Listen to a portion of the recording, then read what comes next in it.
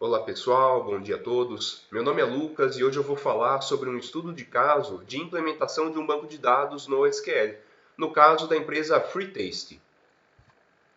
Para contextualizar, a FreeTaste é uma empresa do ramo alimentício que trabalha mais especificamente no preparo de preparados de frutas para iogurtes. Então, o iogurte que a gente encontra no mercado nem sempre é produzido já daquele jeito.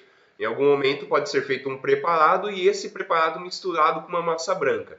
É nesse momento que a FreeTaste atua. Essa empresa tem a sede aqui no Brasil, onde ela foi criada, mas também tem unidades na Argentina e lá na Itália. Somando todas as unidades, tem 350 colaboradores que atuam na empresa, 52 fornecedores e 623 produtos. Lembrando que, por ser do ramo alimentício, a quantidade de produtos está sempre aumentando. E juntando também as três unidades, existem em torno de um pouco mais de 20 mil produções por ano da FreeTaste. Diante de todos esses dados, a gente imagina que é necessário, existe a necessidade de controlar muito bem as análises de laboratório, os processos, os próprios produtos, as matérias-primas, enfim. Um contexto geral da empresa precisa ser controlado por meio de um sistema de banco de dados. Para isso, então, surge aí a solução no SQL. A solução com um banco de dados no SQL, em vez de um SQL, de um relacional, provém de duas principais razões. Uma é porque ele é um serviço escolhido para suprir necessidades de hoje e de amanhã. Ou seja, a empresa, como a gente viu, tem porte médio.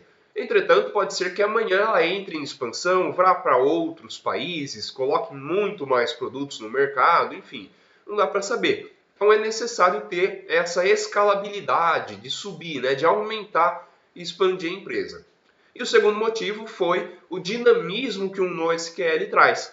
Os dados armazenados não necessariamente são estritamente de um tipo só, estritamente com uma estrutura só. Na verdade, como a gente tem muitas análises, muitos parâmetros, muitos produtos, pode ser que cada tipo de dado seja diferente. Então, por isso, o NoSQL atende muito bem a essa demanda. E mais especificamente, dentro dos bancos NoSQL, o MongoDB Atlas foi o escolhido. E eu vou explicar o porquê. Sobre o MongoDB Atlas, ele é da responsabilidade da MongoDB, que é a própria empresa que o retém, e a parte do Atlas dele é porque ele está associado a um serviço em nuvem. Nesse caso aqui, escolhido o Google Cloud. Então, é um banco de dados, vai funcionar como um banco de dados, claro, mas ele tem ainda uma hospedagem em nuvem. Então, ele tem essa vantagem, daqui a pouco eu vou falar por que ela é uma vantagem grande. Em relação ao funcionamento, ele é um banco de dados orientado a documentos, trabalha, portanto, armazenando as informações em arquivos JSON ou BSON, que é o Binary JSON, e esses dados que são armazenados nos documentos não são estruturados, como eu falei, né? São dados dinâmicos. Embora o JSON ou BSON tenham a sua estrutura de chave, de valor, e na verdade quando juntos, né, quando associado a um documento, ele não traz um dado essencialmente estruturado, pode trazer com um dinamismo muito grande. E claro, por ser orientado a documentos, por ter o JSON e o BSON associados, ele é de fácil leitura. A máquina lê muito bem o BSON e até um ser humano consegue entender muito bem o JSON. Então, a leitura também é facilitada. E claro, um cluster, né? O MongoDB Atlas trabalha, portanto, com o serviço em nuvem, vai trabalhar com cluster, que são conjuntos de máquinas associadas para manter o armazenamento. Isso também é extremamente importante para o funcionamento da parte do Atlas. O acesso ao MongoDB, por sua vez, é feito por meio de uma linguagem própria. Então, o MongoDB tem uma linguagem dele para criar, para editar, para buscar. E junto esse funcionamento com a forma de acesso, garante uma agilidade muito grande para recuperar os dados. Sobre as vantagens, por ser um serviço em nuvem, ele vai ter um suporte dedicado da hospedagem, também pelo mesmo motivo, olha que importante, aí o serviço em nuvem tem uma escalabilidade mais fácil. O NoSQL já tem uma escalabilidade facilitada, e o MongoDB Atlas, justamente por contar com o serviço de hospedagem, é mais fácil de haver essa escalabilidade, esse aumento dos armazenamentos, das informações. Além disso, ele trabalha com uma tecnologia chamada MapReduce. Ele trabalha essa tecnologia com um mapeamento. Lembra que dentro do documento existem as chaves e os valores, e esse mapeamento busca pelas chaves, né, ordena as chaves, e depois faz, a parte do reduce, a redução dos valores associados. Então consegue-se obter um volume muito grande de dados com essa técnica de MapReduce de forma muito mais eficiente. É um mapeamento e uma redução. Então é uma tecnologia que está presente no MongoDB. Ele também trabalha com o sharing, que é a divisão, né? Os documentos então não estão concentrados em uma máquina só, é um cluster. Então eles estão separados, estão divididos em diferentes máquinas. Então isso também colabora com o MongoDB. Consequência do sharing também vem a segurança. Porque se um documento está disponível, às vezes até com redundância entre várias máquinas, se há uma perda, alguma coisa associada, não necessariamente vai se perder aquele dado. Então a segurança também é ajudada. Em seguida vem a disponibilidade. O serviço em nuvem está sempre, né, deve estar sempre disponível, sempre oferecendo a busca, o acesso direto e as documentações. O MongoDB em si é um banco de dados muito conhecido, tem muitas documentações disponíveis na internet. Agora, com relação às desvantagens, a dependência tanto de terceiros como de internet estável, claro, a internet precisa estar funcionando para você fazer os registros e consultas, enfim, e de terceiros, porque você está dependendo, por exemplo, do Google Cloud para estar hospedando aí, né, e armazenando seus dados. E claro, por ele ter esse tanto de vantagens, tem também um custo interessante de implementação e manutenção. Então é necessário pensar sobre isso aí também. Entretanto, como a gente percebe, essas desvantagens estariam presentes em uma boa parte dos outros bancos de dados, né? Então, são desvantagens, mas algumas delas são inevitáveis. Juntando essas informações e conhecendo os dados da Freetaste, a gente sabe que o MongoDB Atlas é a escolha correta, ideal para essa situação. Dinamismo dos dados, escalabilidade e serviço em nuvem. Sobre a implementação. Então são criadas 3 collections, né? Foi criado um banco de dados principal e foram criadas 3 collections para essa situação. Collection material, processo e usuários. A collection material ela é destinada para todo tipo de item manuseável na empresa, desde matérias-primas, embalagens, itens produzidos, né, os produtos. Então todos eles estão incluídos dentro do material. Aqui eu trouxe 2 exemplos, percebam. Então na parte da esquerda a gente tem uma embalagem, né, que são barricas de 25 quilos, tem 130 barricas. Então é um documento bem menor, tem a data de produção, de validade, conservação e está tudo incluído ali nesse documento. Do lado da direita eu já tenho, também dentro da collection material, mas um preparado de morango. Então percebam que ele tem até as matérias-primas usadas, né? Água, açúcar líquido, suco de morango, tem também o invase, a conservação. Então também tem as análises no final, por exemplo, né, laboratoriais. Então a gente tem 2 exemplos aí de documentos, né, dentro da mesma collection. Daí a gente começa a ver o quão dinâmico pode ser o dado. Então depende, né, da natureza daquele dado, eu posso ter um documento maior ou menor. A segunda collection é o processo. O processo é destinado à movimentação, toda a ação dentro da empresa que envolve algum item, né, envolve um material. Então, por exemplo, eu trouxe 4 documentos aí que estão associados a processos.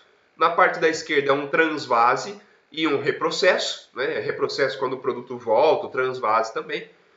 E da direita é uma produção de preparado de pêssego e de preparado de morango ali na parte da direita. Percebam que são documentos menores. Então eles têm as suas características, mas mesmo assim há diferença. Nos da esquerda não tem o lote, por exemplo, porque no da direita, que é a produção que deve carregar esse dado.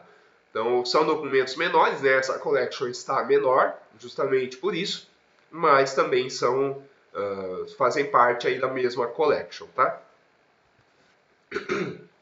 Por fim, a collection usuários.